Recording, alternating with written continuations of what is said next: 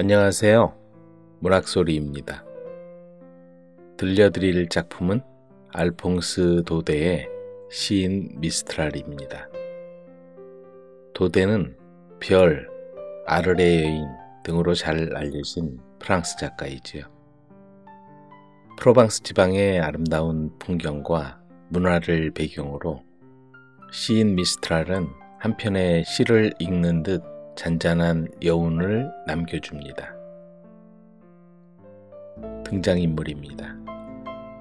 나, 작가, 미스트랄, 프로방스 지방 시인, 노부인, 미스트랄 어머니. 비가 세차게 내리는 날, 작가는 시인 미스트랄을 만나기 위해 프로방스 지방을 방문합니다. 알퐁스 도데의 걸작 단편, 시인 미스트랄입니다.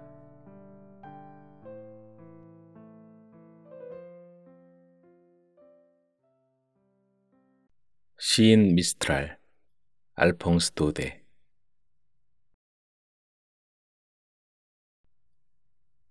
지난 일요일 아침, 잠에서 깨었을 때 나는 포브르 몽마르트 언덕에 있는 것으로 착각했다. 회색빛 하늘에서는 비가 내리고 풍차 방앗간은 우울해 보였다. 이렇게 비가 내리는 쌀쌀한 날에는 집에서 보내기가 싫어서 프레데릭 미스트랄에게 찾아가 위안을 받고 싶다는 생각이 간절했다. 그 위대한 시인은 내가 사는 소나무 숲에서 10km 떨어진 작은 마을 마이안네에 살고 있었다. 도금양나무 지팡이와 몽테뉴책 그리고 담요를 챙겨서 바로 길을 떠났다. 들판엔 인적이 없었다. 아름다운 프로방스 지방에서는 신앙심이 깊어 주일 어떤 땅도 휴식할 수 있다. 농가는 문이 굳게 닫혀 있었고 개들만 집에 남아 있다. 저 멀리 흠뻑 젖은 덮개를 씌운 집마차와 갈색 망토에 두건을 쓴 할머니의 모습도 보였다. 파란색과 하얀색으로 휘장을 두르고 붉은 술과 은색 방울을 달아 화려하게 장식한 도새는 미사에 가는 농장 사람들을 작은 마차에 태우고 걸어가고 있었다. 저쪽 안개 덮인 운하에는 배가 한 척 떠 있었는데 고기 잡는 어부가 그물을 던지고 있었다. 그날은 길을 가며 책을 읽기가 어려웠다.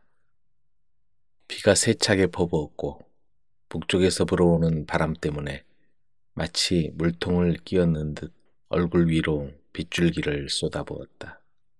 나는 서둘러 길을 걸었다. 이렇게 3시간 정도 걷고 나니 앞에 작은 사이프러스 숲이 나타났다. 숲 한가운데 마이안느 마을은 거센 바람을 피해 자리하고 있었다. 마을에는 고양이 한 마리조차 보이지 않았다.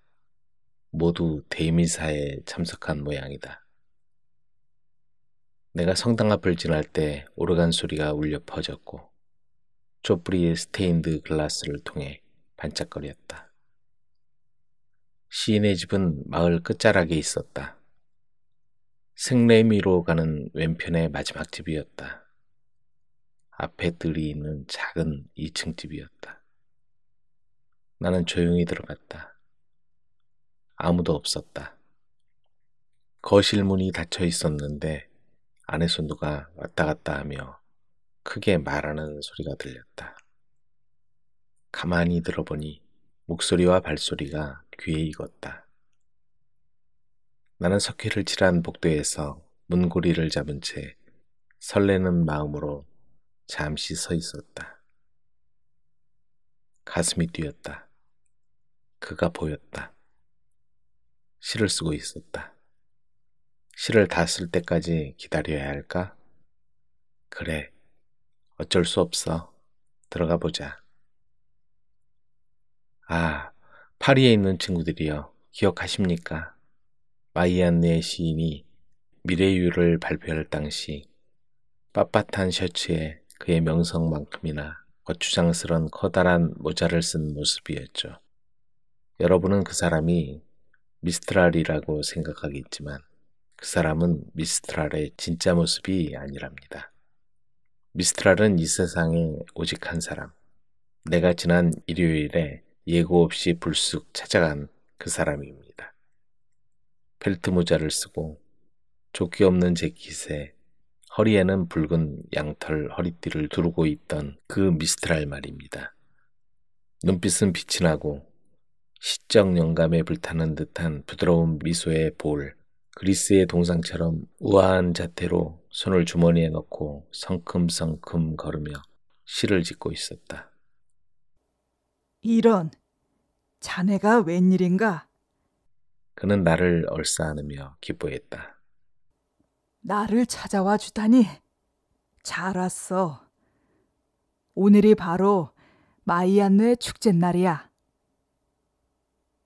아비뇽의 음악대 연주에 황소떼와 신도들의 행렬, 파랑돌 춤도 구경할 수 있어. 아주 재밌을 거야. 어머니도 미사에서 곧 돌아오실 테니 우리 식사하고 구경하러 가자고. 아름다운 여인들이 춤추는 모습도 볼 수 있어. 그가 말하는 동안 나는 밝은색 양탄자가 깔린 작은 응접실을 감격에 젖어 둘러보고 있었다. 꽤 오래전에 이곳에서 즐거운 시간을 보냈으니 말이다. 변한 건 아무것도 없었다. 노란 줄무늬가 있는 긴 의자와 밀집으로 만든 2개의 안락의자, 팔이 없는 비너스상과 벽난로 위에 놓인 아르레 비너스상, 그리고 에베르가 그린 미스트라르 초상화와 에티엔느 카르자가 찍어준 그의 사진도 있었다. 그리고 창문 곁에 놓인 세금 수납원이 쓰는 초라하고 작은 책상도 방 한 구석에 놓여 있었고 그 위에는 고서와 사전들이 가득 쌓여 있었다. 책상 가운데는 두꺼운 노트가 펼쳐져 있었다. 모두 그대로였다. 노트에 적혀 있는 건 그의 신작 카랑다리였는데 연말 크리스마스 무렵에 발표할 예정이었다. 미스트랄이 7년이나 걸려 쓴 시로 마지막 구절을 완성하기까지 거의 반년이 걸렸지만 아직도 손을 떼지 못하고 있었다. 시의 구절을 다듬고 더 좋은 운율을 찾아내려는 그의 노력은 끝이 없었다. 미스트랄은 프로방스어로 시를 쓰고 있었다. 시를 쓰는 그의 자세는 프로방스어로 누구나 읽을 수 있다는 듯 확신하고 있었다. 아, 정말 멋진 시인입니다. 몽테뉴가 살아있었다면 미스트랄에 대해 다음과 같은 말을 했을 것이다. 조금도 알아주는 이 없는 예술을 위해 무엇 때문에 그토록 고생하느냐고 이유를 물었을 때 알아주는 사람이 적어도 괜찮습니다.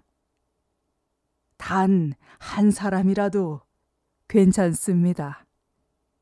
아니, 그 한 사람마저 없어도 괜찮습니다. 라고 대답하는 사람을 생각해 보시오.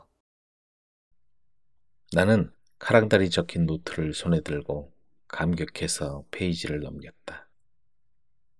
그때 갑자기 피리 소리와 북소리가 창문 너머로 들려왔다. 그러자 친구 미스트랄은 찬장으로 달려가 잔과 술병을 꺼내고 응접실 한가운데로 테이블을 옮겨놓더니 연주자들에게 문을 열어주었다. 웃지 말게. 나에게 연주를 들려주러 온 사람들이니까. 내가 시위원 아닌가?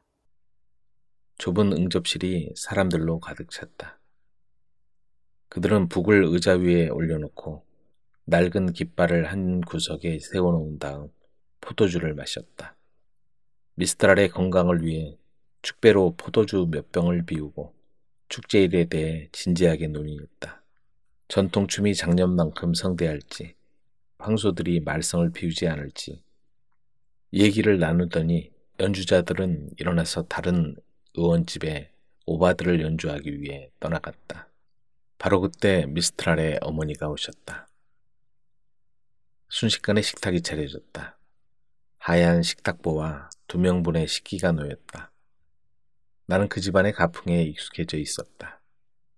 미스트랄에 손님이 왔을 때 어머니는 식탁에 함께하지 않는다. 가련한 노부인은 프로방스어밖에 할 줄 모른다고 표준어를 쓰는 사람들과 이야기를 나누는 것을 불편해하신다. 또 부엌에서 할 일도 있었고. 그날 아침 식사는 정말 훌륭했다. 새끼 염소구이와 산에서 만든 치즈와 포도잼, 무화과, 사양 포도가 식탁에 차려졌다. 술잔에 따르면 아름다운 장밋빛을 띠는 샤토네프 포도주도 함께 곁들였다. 디저트를 먹을 때 나는 시가 적힌 노트를 들고 와서 식탁 위에 놓았다. 밖으로 나가기로 했던 것 같은데. 시인이 웃으며 말했다.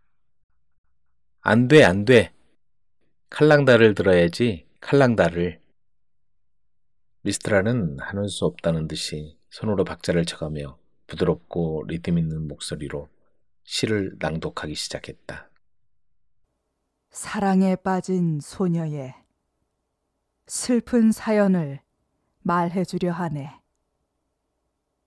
신이 허락한다면 나는 노래하리라.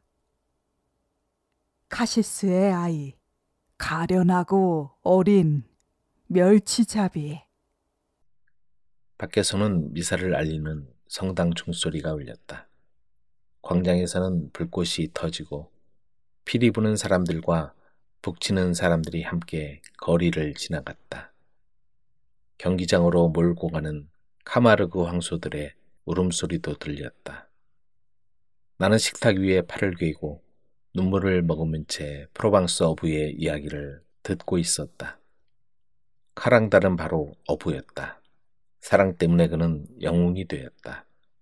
아름다운 연인, 사랑하는 에스테렐의 마음을 얻으려고 그는 기적 같은 일을 해냈다. 헤라클레스의 12가지 모험도 카랑달에 비하면 아무것도 아니었다. 한 번은 부자가 되기로 마음먹고 놀라운 낚시 기구를 만들어서 바다에 사는 고기를 모두 잡아왔다. 또 한 번은 올리울 협곡의 악명 높은 도적 세베랑 백작을 그의 부하들이 모여있는 소굴까지 추격하기도 했다. 나이 어린 카랑달은 정말 대단했다. 어느 날 그는 생뜨본무에서 두 무리의 장인들을 만났다. 그들은 솔로몬 신전을 세운 프로방스의 목수 자크 선생의 무덤 있는 곳에서 무기를 휘두르며 끝장을 내려고 몰려왔다. 그때 카랑달은 그 유혈극 속으로 뛰어들어 말로써 그들을 진정시켰다. 또한 그의 초인적인 행동들은 여기서 그치지 않았다. 저 높은 루이르 바위산에는 나무꾼들이 감히 접근할 수 없는 삼나무 숲이 있었다. 카랑달은 그곳에 올라가 한 달 동안 혼자 머물러 있었다. 나무 밑동을 찍는 도끼 소리가 한 달 내내 울려 퍼졌다. 나무 숲이 울어대고 거대한 고목들이 하나 둘씩 쓰러져 계곡 밑으로 굴러 떨어졌다.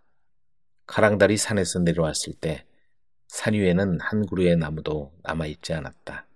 마침내 그 많은 공로를 세운 대가로 멸치잡이 어부는 에스테렐의 사랑을 얻게 되고 카시스의 주민들에 의해 행정관으로 임명되었다. 여기까지가 카랑달의 이야기입니다.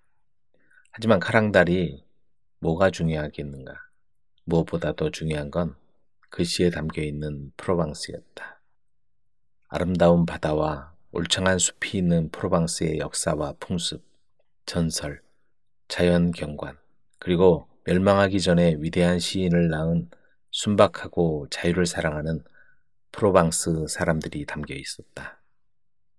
그런데 이곳에 철로를 놓고 전신주를 세우고 학교에서 프로방스어를 없애려고 한다. 하지만 프로방스는 미레이유와 카랑달 안에서 영원히 살아있을 것이다.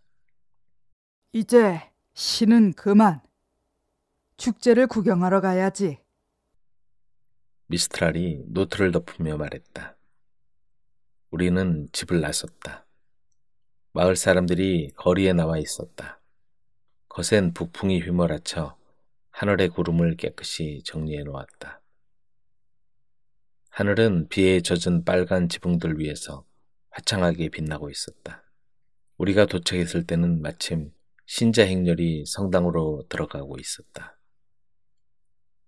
1시간 동안이나 두건 쓴 고행 신자들과 흰색과 파란색 그리고 회색 옷을 입은 고행 신자들, 베일을 쓴 소녀들, 금빛 꽃무늬가 있는 장밋빛 깃발들, 4사람이 어깨에 메고 가는 성인상, 손에 커다란 꽃다발을 든 채색된 도자기 성모상, 사제복, 성합, 초록색 벨벳으로 만든 찻집, 하얀 실크로 가장자리를 두른 십자가가 계속 이어졌다. 이 모든 것이 촛불과 햇빛을 받으며 성가와 기도 그리고 장엄하게 울려 퍼지는 성당 종소리 속에서 바람에 물결치고 있었다. 행렬이 끝나고 성인상들이 성당 안에 다시 안치되었고 우리는 황소들을 보러 갔다. 그리고 경기장에서 벌어지는 격투, 3단 뛰기, 고양이 몰기를 구경하며 프로방스 축제의 분위기를 마음껏 즐겼다. 우리가 마이안으로 돌아왔을 때는 밤이 되었다. 저녁이면 미스트랄의 친구인 지도로와 게임을 하게 될 광장의 작은 카페 앞에는 벌써 축제의 불꽃이 타고 있었다. 파랑돌 춤이 시작되었고 종이로 만든 램프가 어둠을 밝혀주고 있었다. 젊은이들이 광장을 메웠고 북소리를 신호로 모닥불 주위로 사람들이 원을 그리며 정열적으로 춤을 추었다. 춤은 밤새 계속되었다. 저녁을 먹으러 다시 거리를 나서기에 지친 우리는 미스트랄의 방으로 들어왔다. 큰 침대 2개가 놓인 평범한 농부의 방이었다. 벽에는 벽지도 바르지 않았고 천장에는 나무가 그대로 드러나 보였다. 4년 전에 아카데미에서 미래유의 저자에게 3,000프랑의 상금을 주었을 때 미스트랄 어머니는 돈을 어디에 쓸지 생각해 두었다. 네 방 벽과 천장을 도배하면 어떻겠니? 어머니가 아들에게 말했을 때 미스트랄은 대답했다. 안 돼요. 안 됩니다. 그건 시인들의 돈입니다.